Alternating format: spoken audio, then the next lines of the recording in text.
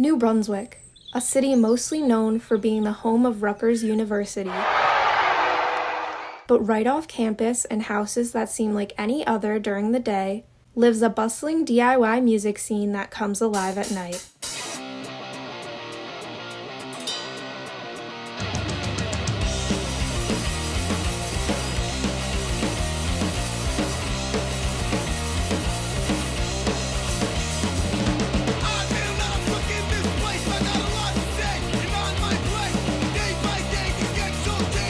A show around here, there's so much content, effort, work, and personality that's just right there to be expressed. Being not super far from big metropolitan areas, you find a lot of walks of life that are all connected by this love of music and local art. I think musicians are quite talented. I think they do a lot of stuff, they take a lot of risks, and I mean, just the fact that they go on stage and give it their all. The New Brunswick basement show venues are a hub of music in the city where folks can go to experience many different genres, from rap to jazz to punk. I just like the diversity of bands here. You know, one night you'll get like the psychedelic rock gig, the other night it's hardcore bands, the other night it's metal and prog rock, and there's just so many sounds in the New Brunswick scene, and so many bands from different areas come to this town to play. On any given night on the weekends, you can find basements, garages, and backyards of off-campus houses crammed with people spending evenings listening to some of their favorite bands with some of their favorite people, creating an incredibly rich community between those who run, play at, or simply attend shows. People go to these shows to listen to music, hang out with friends, and dance, but one of the most popular occurrences in any basement is moshing. Moshing is a type of dancing in which audience members let out their energy, feel the music, and express themselves by throwing their bodies into each other. Although it might look violent, one of the #1 rules of any mosh pit is to keep everyone safe. So if anyone falls, they're immediately picked back up and they keep going. This diverse and amazing scene has been around for decades. But that poses the question, where did it all start? I mean, New Brunswick has a rich musical history. It has a rich public house history. I mean, Rutgers was started in a bar, right? There's like a rich tradition of getting together, music, maybe a little drink, good times, let's just say, right? That's tied to New Brunswick. When I got here, there wasn't much in the way of like basement shows. There were so many clubs in town. If you were 21 and over, you could perform. They were kind of lax. You could perform at a club if you were under 21, kind of looked older. There was the Melody, the Roxy, Court Tavern. The song's called Star 69. On Buckingham Green. The places just one by one started to close, so people started to retreat of where they could do shows. I don't know if there had been any significant sort of house show scene in New Brunswick at all before that, because it didn't exist on any level that we knew of. To some extent there was, but there was certainly an emergence of it in the scene that happened in the early 90s with like a whole underground circuit. To consistently have a place to perform if you're in a band, and a consistent place to go see music if you want to go watch music. Basements were the only, that's what we've ended up with. We moved into another house on 174 Commercial Avenue. We had it was like an industrial sized double garage in the back. And then we built a skate ramp on one side, a little mini ramp, and then on the other side we had a little stage. And it was just like a great little backyard. It wasn't a big backyard, but it was awesome. The Brunswick basement show scene is 20, 30, 40 years old, like at this point, you know. It comes and goes, but it's still here, and it's cool to be a part of that history. What started as shows advertised through handmade collage-style posters has been continued through the years to become what it is now, where most venues run their own Instagram account, posting videos of the bands they host and flyers for upcoming shows. Many of the people I spoke with noted New Brunswick as a great jumping-off point for musicians, proven through the scene's rich history, as now famous bands such as the Bouncing Souls, My Chemical Romance, and Lifetime either originated in the area or played a basement venue here during their early days. The basements give bands a chance that some of the clubs don't give people, you know. Just getting lucky with the people that I knew and who could connect me. It is a great jumping off point. I think in the last 3 months I've had like 3 weekends where I wasn't playing a gig, so that's awesome. I love playing live. I don't know where else we could have started, honestly. Yeah. Like if we were anywhere in any other state, honestly, like I've never heard of a basement scene like this one, and like I honestly don't know how a band gets started without New Brunswick.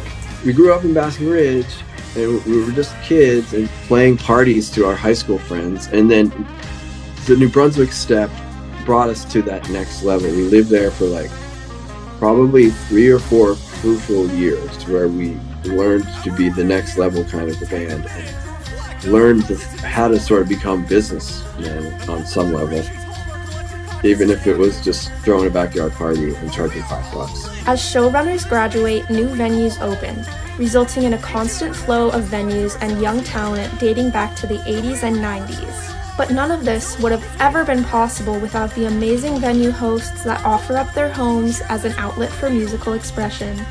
We run Sword in the Stone Street and we run it into the fucking, well, not ground, into the sky. This is Sunday school, and I run this place with my 4 roommates and a few of my friends. I was like, I know I love music, I want to get involved in the music, but I knew I just couldn't do this alone. The guys at the house approve, and let's get some friends, and well, I have a Canva Pro account, let's get working, let's make this flyer. Let's start cooking.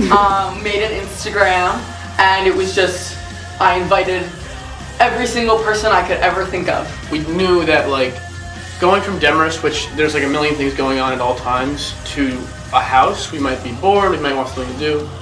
We wanted to give our hand at doing this basement show thing. We've been going to basement shows since freshman year, you know, since we got here.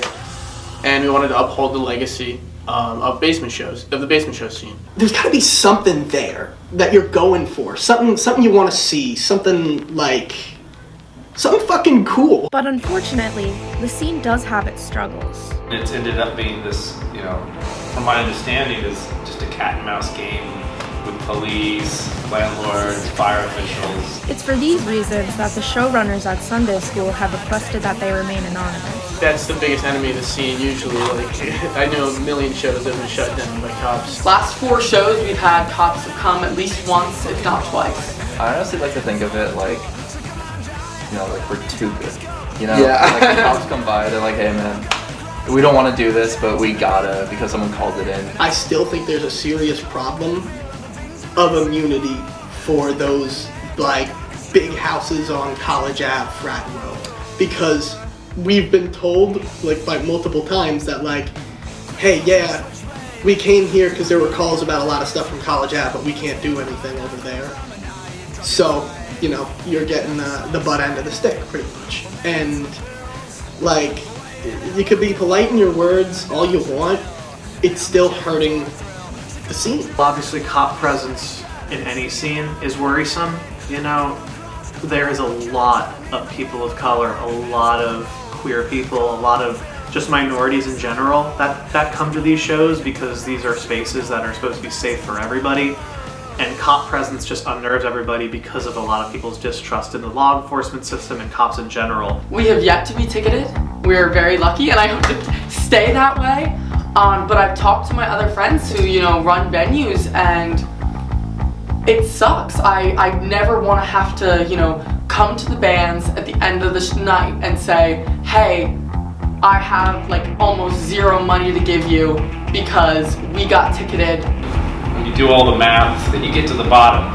I just really wish New Brunswick would be more supportive of musical performance, right? So, I mean, I'm sure people love to talk about how the Smithereens cut their teeth here, or Lenny Case started here. But, they'll talk about these things, but they're clearly important. So it's like, why isn't it being cultivated?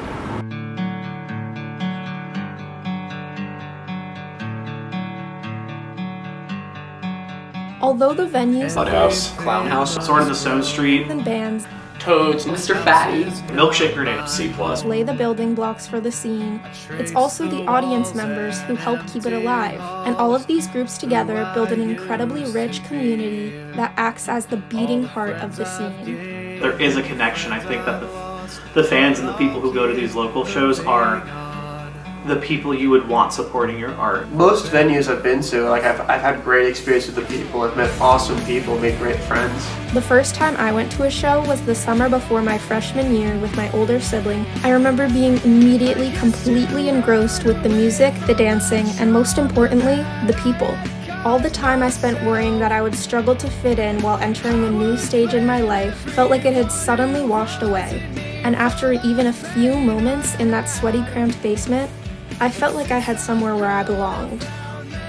It is the people in this scene that make it so special, and I am to this day so grateful to call myself a member of this community. The amount of care and passion of those involved is really what makes a New Brunswick basement show worth going to. And I'd recommend anyone who's visiting New Brunswick, whether it's for a college tour or a football game, to experience this beautiful scene at least once.